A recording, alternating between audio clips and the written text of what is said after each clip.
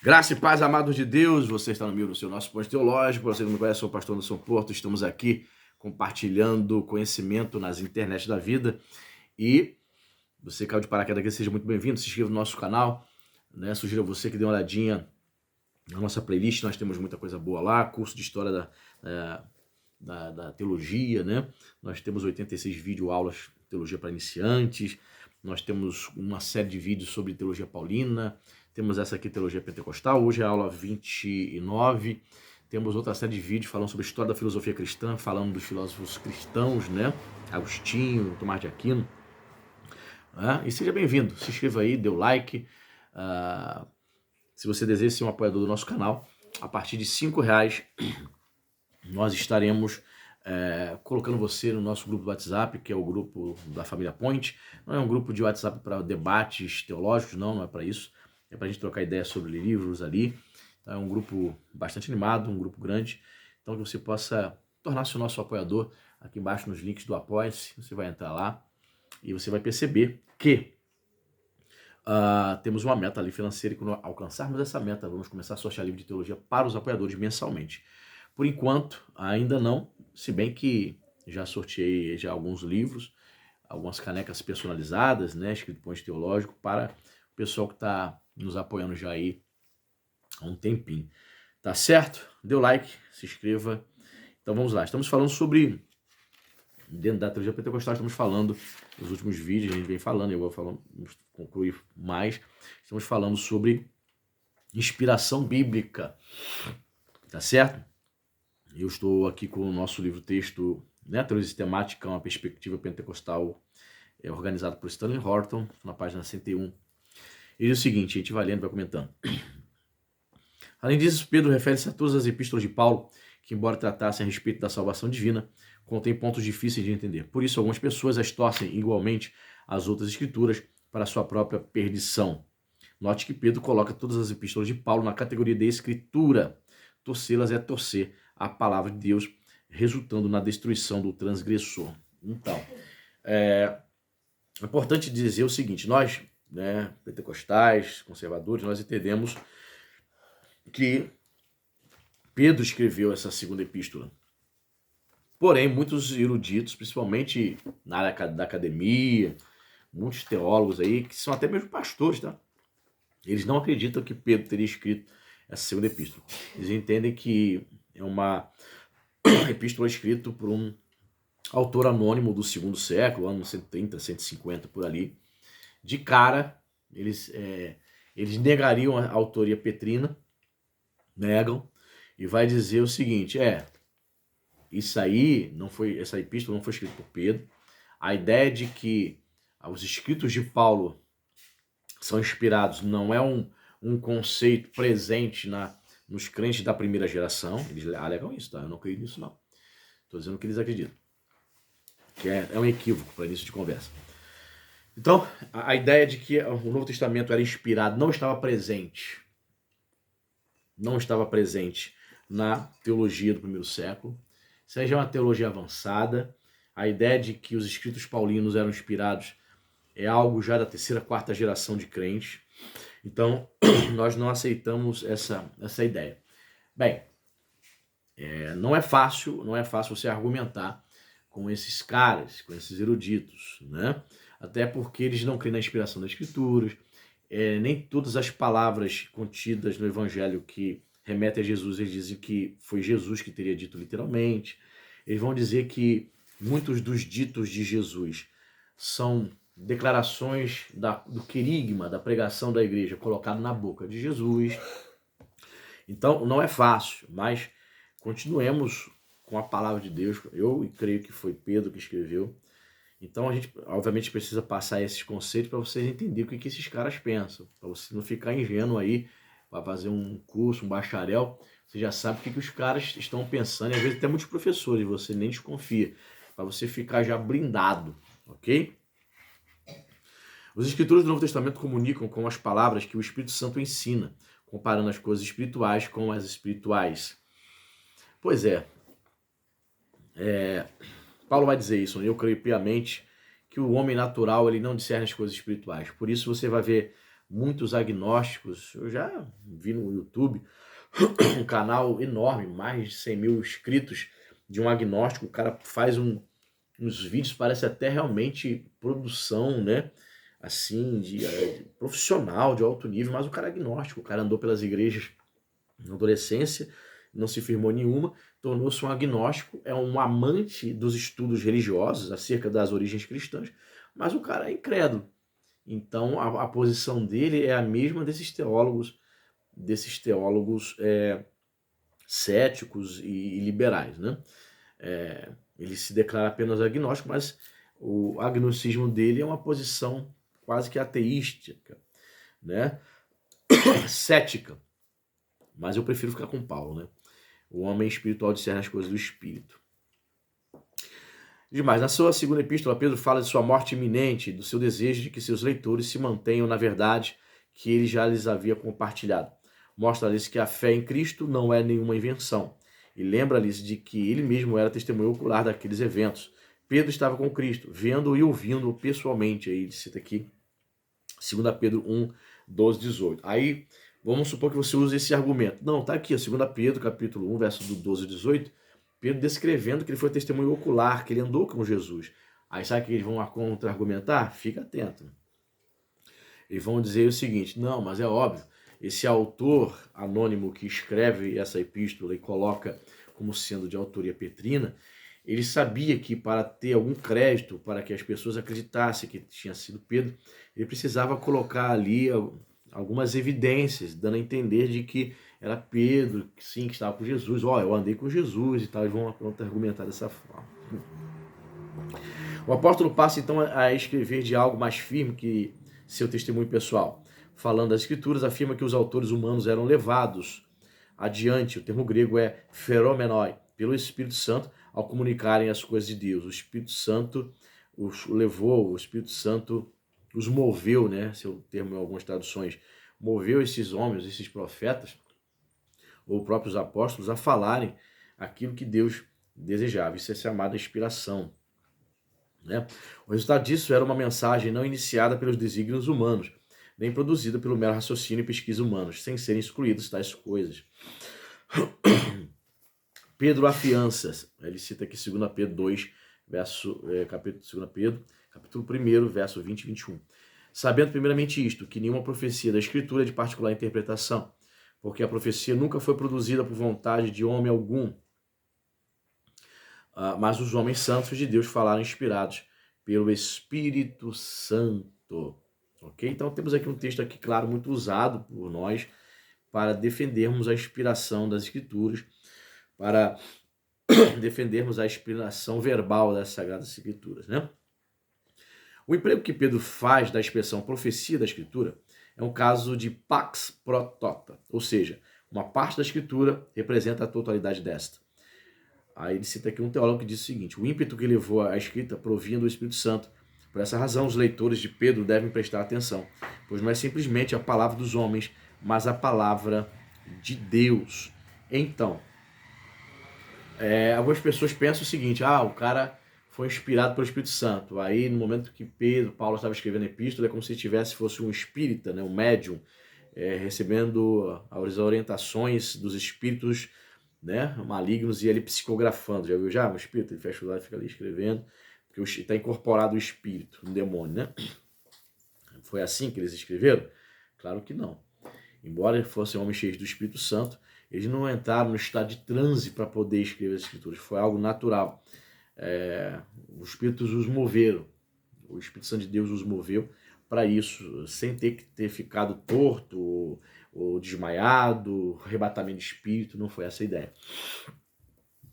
Talvez o que tenha experimentado o arrebatamento de espírito, tenha tido visões para escrever seus escritos, tenha sido, né, o apóstolo João, na visão da ilha de Patmos, ele teve visões e tal, aí Deus deu ali, escreve isso, faz isso aqui, vou te mostrar isso, aí ele escreve, né? Então ele estava consciente de que estava tendo ali revelações diretas, né? Mas quando Paulo senta para escrever, por exemplo, 1 Coríntios, a ideia que ele tem não é tipo assim, vou escrever 1 Coríntios, vou resolver aquele caso daquele jovem enteado que estava tendo caso com a sua própria madrasta, já sei, eu estou escrevendo isso aqui, mas eu estou sendo inspirado pelo Espírito Santo. Não, ele escreve ali de maneira natural, nem tinha essa consciência que estava sendo inspirado pelo Espírito Santo, escreve em tudo para corrigir problemas daquela igreja, né? Você conhece, você sabe. Em virtude de sua inspiração pelo Espírito Santo, toda a Escritura é fonte de autoridade. Então, eu estava fazendo uma live ontem, né? Está até aqui no canal, foi a última live que nós fizemos, falando sobre o Concílio Vaticano, né? E no momento da live nós falamos, né, que a Igreja Católica, ela não tem apenas as Escrituras Sagradas como única fonte autoritativa, né? Ela tem a palavra do Papa, ela tem os concílios, ela usa os escritos dos pais da Igreja, né? Por exemplo, a doutrina oficial da Igreja Católica é totalmente baseada na teologia / filosofia de São Tomás de Aquino, que veio do século XIII. Então, o que eu te digo? O que eu posso dizer para você? Posso dizer para você que nós, como protestantes, nós não concordamos com essa tese de que existe um líder espiritual, de que existe alguém, né, com o mesmo poder e mesma autoridade das Sagradas Escrituras. Então, nossa regra de fé, nossas normas são direcionadas pela palavra de Deus, é a nossa única fonte de autoridade. Mas aqui, Jesus garante que até o menor dos mandamentos bíblicos é importante e obrigatório. Ali vai citar aqui, né, Mateus 5, 18, 19, no Sermão do Monte, quando Jesus vai dizer, né, tão conhecido texto, porque em verdade vos digo que até do céu e a terra passem, até que o céu e a terra passem, nenhum jota ou um tio se omitirá da lei sem que tudo seja cumprido. Qualquer pois que violar um destes pequenos mandamentos e assim ensinar os homens será chamado menor no reino dos céus. Aquele, porém, que cumprir e ensinar será chamado grande no reino dos céus. Então, veja bem, segundo o Novo Testamento, Jesus defendia como inspirado até mesmo a menor palavra, né? Que fala que J aqui, né? Só que não existe a letra J no hebraico, né? Se refere, né, a Yod, né? Yod no hebraico é como se valesse um I nosso, né? O Yod ou Iota do grego, né? No Testamento foi escrito no grego, então tá lá Iota. O Iota seria a letra I no alfabeto grego, né? Por exemplo, o nome Jesus, né, no grego é Iesus, não existe J no grego. Então, aportuguesando, o Iota se transforma em J. Então, por isso que a gente fala Jesus. Por isso que na tradução portuguesa ele fala, não vai passar nenhum J, entendeu? Enfim, o que Jesus quer dizer é que a menor letra do alfabeto hebraico, né, ou do alfabeto grego, né, o que compõe, o qual foi traduzido as escrituras, não pode ser retirado, não pode ser banalizado, não pode ser descartado, nem descredibilizado, né? Diz mais aqui, a recompensa ou castigo depende do nosso relacionamento com todos os mandamentos, incluindo o menor deles. Acusado de blasfêmia por haver reivindicado a própria divindade, Jesus apelou à expressão sois deuses, que se acha no Salmo 82,6. Contra essa acusação, edificou a sua defesa na verdade. Já bem aceita de que até mesmo uma frase relativamente obscura das Escrituras não pode ser anulada.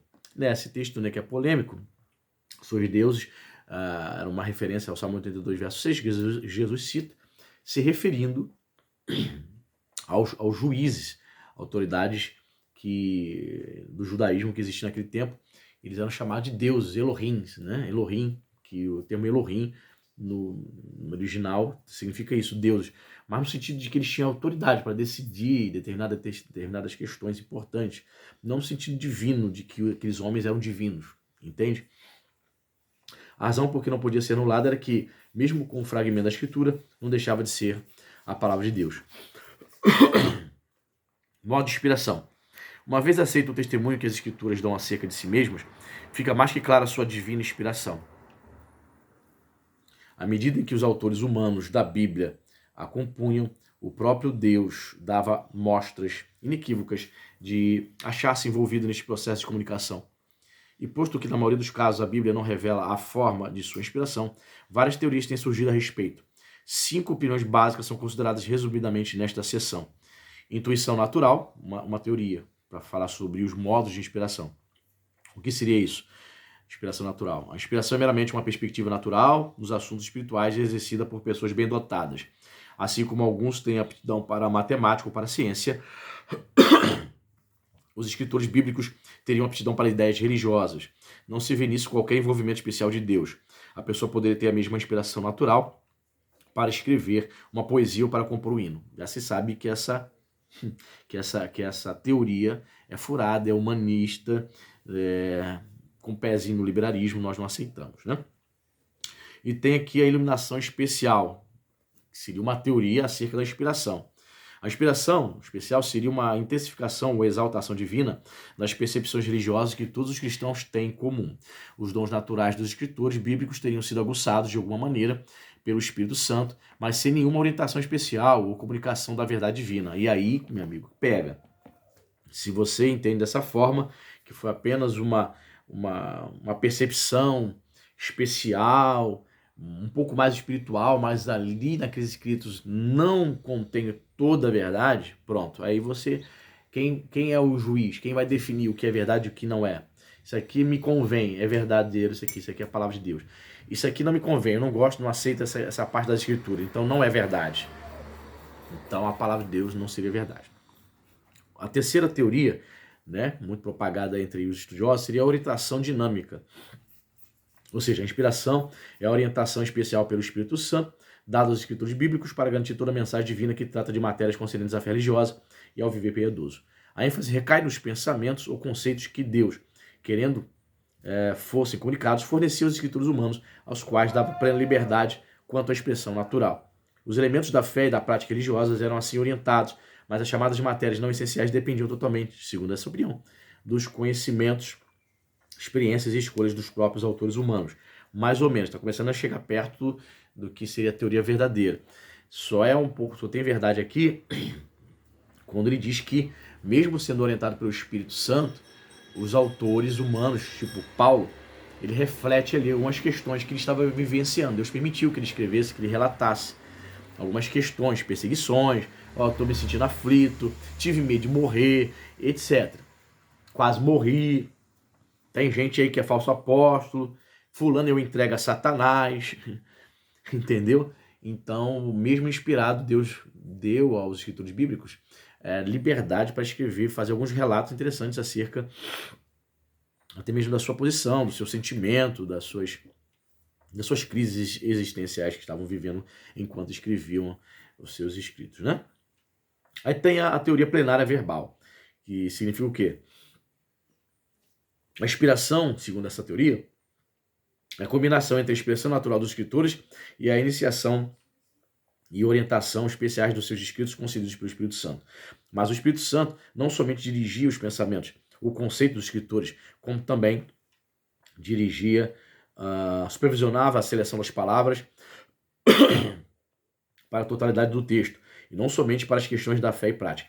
O Espírito Santo garantia a exatidão e a suficiência de tudo quanto era escrito, como uma revelação da parte de Deus. Sim, muitos de nós que são conservadores creem nessa teoria, que o Espírito Santo supervisionava até mesmo cada palavra.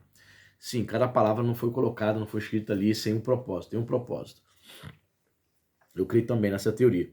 E existe a teoria do ditado divino, que seria o seguinte: a inspiração é a superintendência infalível da reprodução mecânica das palavras divinas à medida que o Espírito Santo as ditava aos autores bíblicos. Estes, como obedientes estenógrafos, tudo registravam segundo as ordens especiais do Espírito Santo quanto ao conteúdo, vocabulário e estilo. Essa teoria aqui é um tanto quanto estranha, porque lembra muito aquelas questões da psicografia espírita, né? Cada palavra escreve isso aí, o cara como fosse um robô, sem expressar ali nada do que ele estava vivendo, nas suas lutas, suas angústias. Você percebe claramente nas epístolas paulinas que essa ideia de um ditado divino não se encaixa. Então, os modos de inspiração mais próximos do que nós observamos nas escrituras seria, portanto, a plenária verbal. E a gente fica por aqui com mais essa aula.